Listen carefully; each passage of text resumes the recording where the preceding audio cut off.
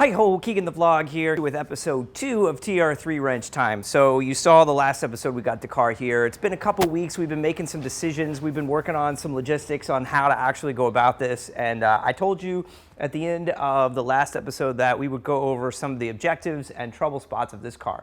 So first thing, originality. This car, this is not the original color of this car.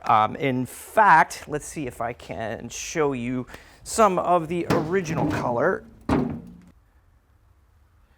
on the video as far as color goes. What I'm going to do is I'm going to find a picture of one that's been restored to the color that we're going to put it back to the original color and put that up on the video as well. So that is the plan, is to restore the car to its original color, which was the light blue color. So, and then that goes for the seats as well. The seats were, let's see if you can see, kind of difficult to see the seat, but the seats were like a darker blue with white piping. So we're going to see if we can go back to that, if that was the original color.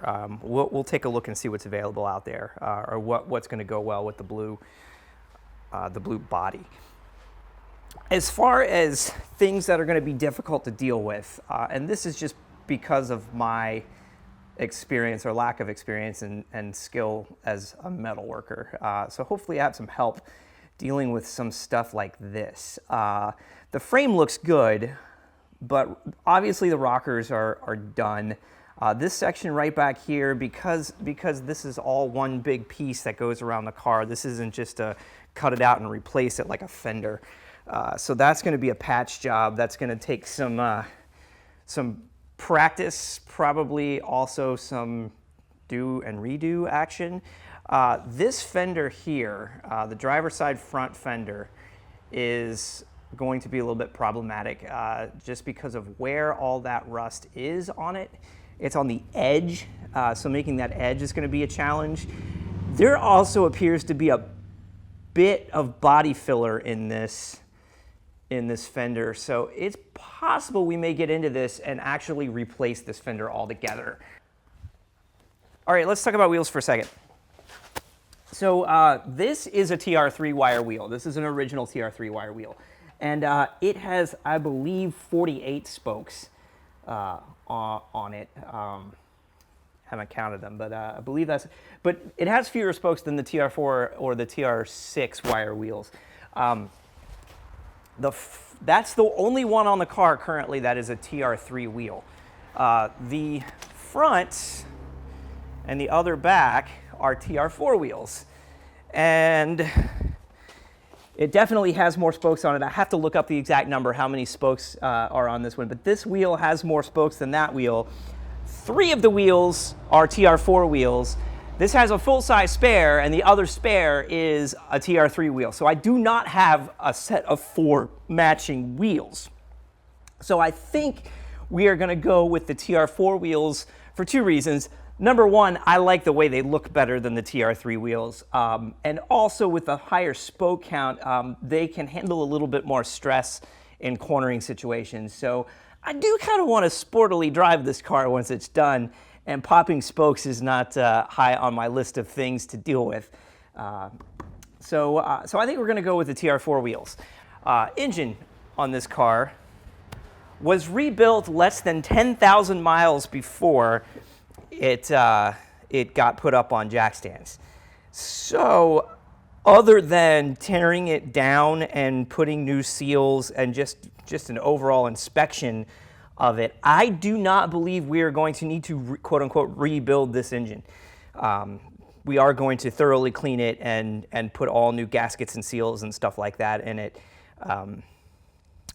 But I do not believe that we are going to be getting into boring it and putting new pistons and sleeves and all that kind of stuff in it. I think the motor actually might be in good shape. The transmission, however, is a different story. We do not know what the condition of the transmission is. So if you recall the story my dad told about driving and not being able to get the car in gear, certain gears, after it came to a stop. Now, the transmission is going through all the gears, including reverse. So the gear selection is working. We don't know what the condition of the transmission is. However, it is a TR4 transmission. The reason it's a TR4 transmission is the original TR3 transmission failed, and my dad got a junk TR4 transmission and put in it.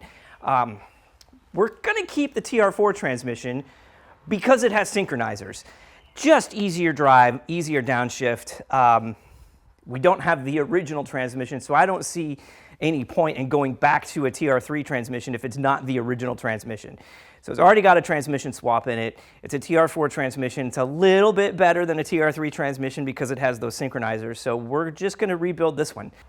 You know, some of the usual spots in here are at least solid. All in all, the body doesn't seem to be in too bad a shape.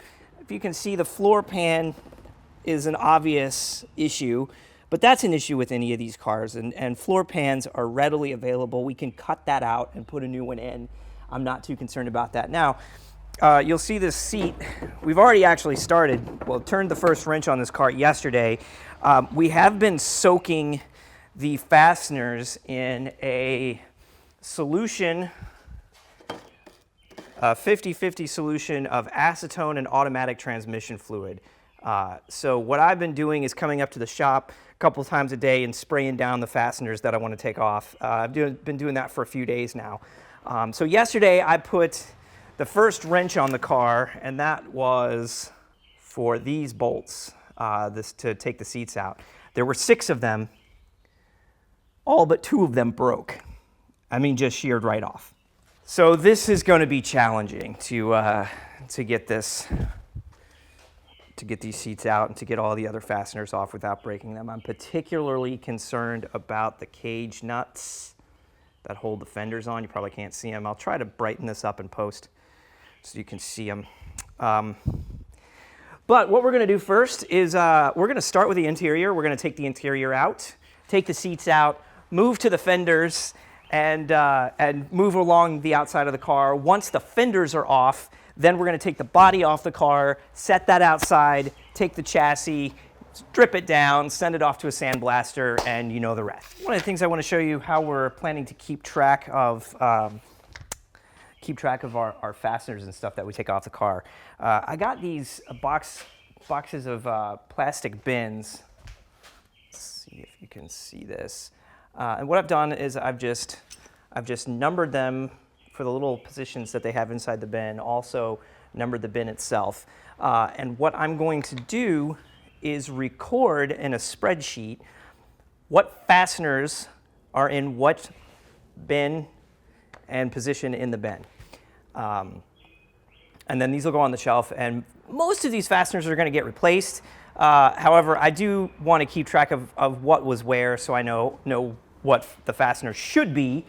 And this is just good practice for any kind of big repair that you're doing, and just to keep track of all your stuff. We have our tags that we'll use to tag the components, and you'll see us writing on these, and you know what rail, seat rail on what side, that kind of thing, just so we keep track of everything where it is. I got a couple boxes of these. We're gonna start turning wrenches on this thing.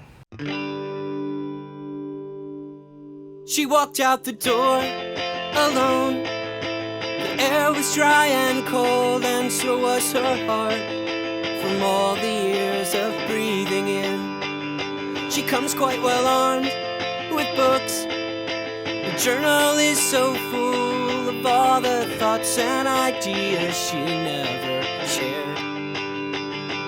Through her hair, the wind unrestrained.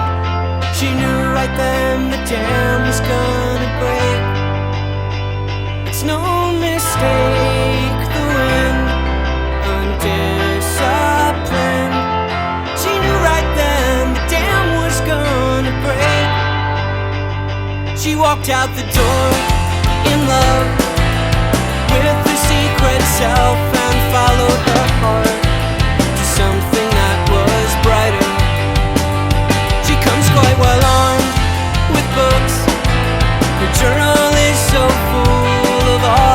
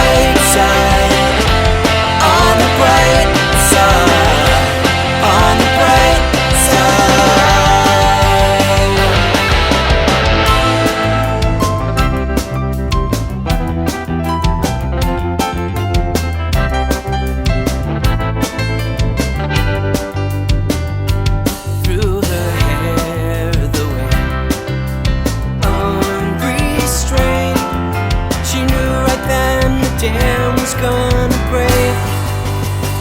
It's no mistake going undisciplined. She knew right then the dam was gonna break. She walked out the door alone. The air was dry and cold, and so was her heart.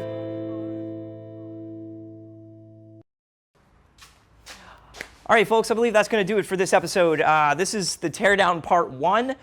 We tore down the body. We got everything off. We got the body off of the frame, and we're going to put it on a trailer, get it up to Chesapeake Auto Clean to get cleaned up and prepped for the metal repair, which is probably going to be the hardest thing to do on this build because of my skill level. I don't know what I'm doing.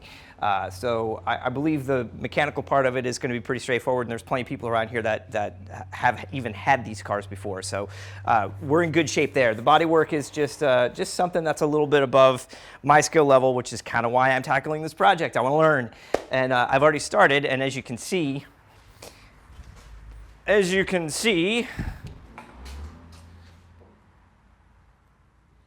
I'm not very good at it yet. That's cool, we're learning. So hopefully we can compare some of these welds that I did. These are literally my first welds. So we'll compare these to later progress on the body and see if I'm getting any better. So that's that. Thanks for watching, like, subscribe, and talk to you next time.